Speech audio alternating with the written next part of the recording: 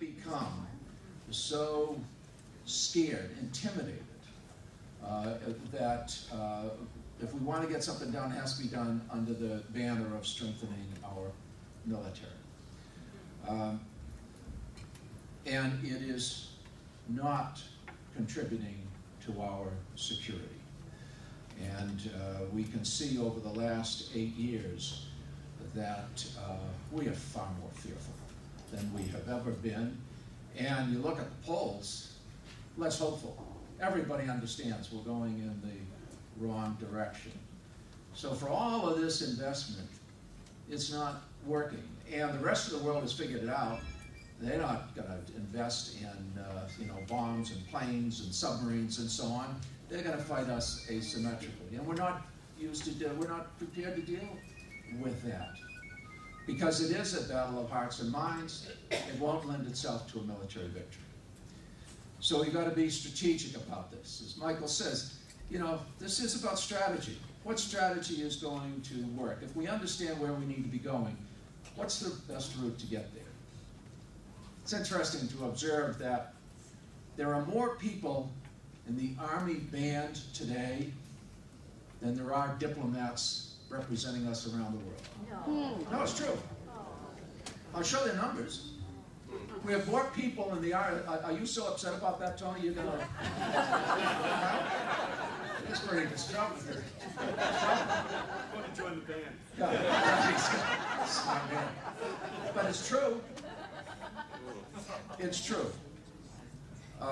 Here, when we are losing so much ground around the world, and we realize that we need to help people understand that we are not about imposing our will over them over the point of a gun. We have a budget that wants to cut back on the Peace Corps. The budget this year will cut back on the Peace Corps. And that budget savings will represent 0.1% of the increase in the defense budget. I mean, it's actually 1/100th, but you wouldn't believe that. Yeah. I would like for you to read as homework, and I am assigning it to myself too, because I don't sit and read enough, and I read slow because I like to reflect. Left-handed God. It takes time to read it if you want to reflect. You can't just speed read it, and then you do yourself an injustice in Michael's one. But 3 cups of tea. About a guy, mountain climber, and he comes into this village, and they take care of him, even though he's a white Anglo-American guy. Take care of him, and he realizes the situation, and to repay them, he does what is most important to their future, which is to help them build a school. And he emphasizes the education of women. And now he builds schools around the country. He asked asked this country, individuals and organizations for help. I think it was only Tom Brokaw, wasn't it, that sent him a check? Nobody else sent him any money, because they don't believe it. Because they're working within the framework of realism. This stuff can't work. I mean, we'll spend billions of dollars on military weaponry, but you're all by yourself. What can you do? Well, he's done more to transform our reputation and advance our objectives in the most dangerous part of the world than the billions of dollars and thousands of people we have sent over there. It ought to tell you something. It ought to tell you that this hard power isn't working.